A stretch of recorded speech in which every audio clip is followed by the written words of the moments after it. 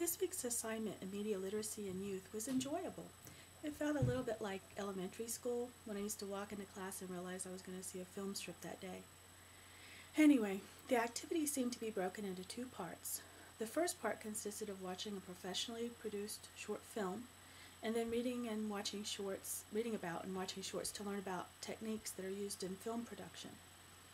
And the second part consisted of watching films produced by young people or amateurs. The short that we watched, the professional short, is called The Monk and the Fish, which, by the way, was nominated for an Oscar. There's no dialogue, but the story is told through animation that uses changes in color, pacing, and music to help convey the story. The movement of the animated characters is perfectly synchronized with the music. When the monk is calm and reflective, the movement is calm and fluid, and the music is serene. When the monk becomes more frantic, the pace of the music follows. Starts fighting his obsession, the music becomes melancholy, and the colors darken even further. The ending of the short is somewhat ambiguous. Did the monk die, or did he just reach some sort of inner peace and become one with the fish? I really don't know. Maybe words would have made it more clear, but I think perhaps even if they had made it more clear, words would have detracted from the beauty of the clip, and it would have made the piece less thought-provoking, I believe. For the second half of the assignment, which involved watching short films produced by young people, one thing that sort of jumped out at me was that as I watched them with the concepts of film production in mind, it seemed to me that perhaps a lot of that just comes naturally with young people. I know in my youth services class last semester, we learned from authors like Stephen Krashen that perhaps the best way for most young people to learn to read or to write on their own is to be read to and to read things that other people have written. And that way they internalize some of the rules for writing and some of the grammars. It seems to me, perhaps in a similar way, young people develop literacy in the visual arena by watching movies and television and other short clips, and then internalizing a lot of the rules and languages of those media, and sometimes purposefully and sometimes unintentionally incorporating those techniques in their own creations.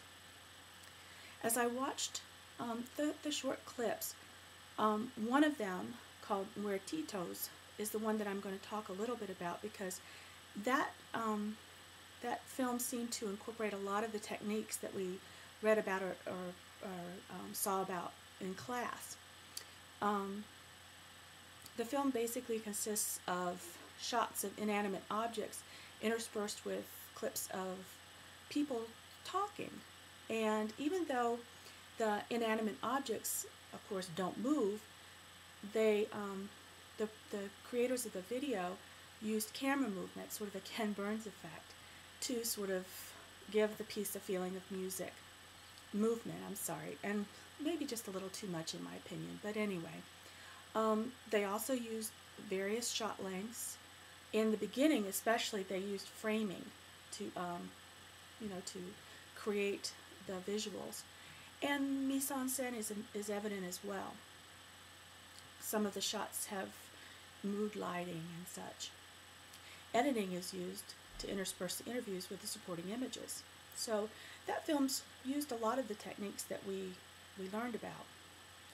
But as I watch the films, I can't say this for sure, and I don't know the exact background of the kids who created the videos, but my guess is they probably don't have an extensive history of classes on film production and that sort of thing. But while they may not have achieved the level of professionalism in The Monk and the Fish, overall they did manage to express themselves well using the media. And I couldn't help but think it might be a little bit like comparing student writings to material written by an award-winning author. So the young people are just learning to express themselves in the media. As for me, I would have loved to have had the opportunity to be involved in producing a video when I was young.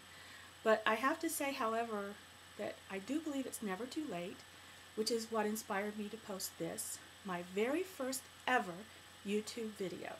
And I know it's boring. I didn't use a lot of the techniques we discussed in class because the time was very short. I had enough time, hard enough time trying to figure out how to record this and upload it to YouTube and stuff. It may not be the most exciting thing in the world, but it was a good experience. So I didn't have a whole bunch of time to, or talent maybe, to produce a thing of beauty. But you got to start somewhere. And hey, at least you didn't have to hear me rap. Thanks.